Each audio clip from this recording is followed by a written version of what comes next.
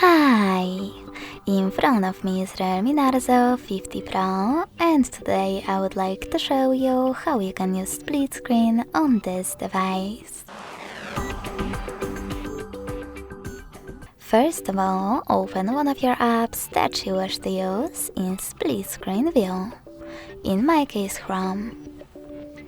Now, if you are using Tricky's navigation, you can access background apps by tapping on this button with 3 lines. If you are using gestures, just swipe up. Finally, click on those 3 dots at the top right corner. Select split screen and tap on the other app that you wish to use in this view. I will go with Play Store. As you can see now, I can use both at the same time. If you wish to go back from this mode, drag the first app upwards or downwards and select Home button.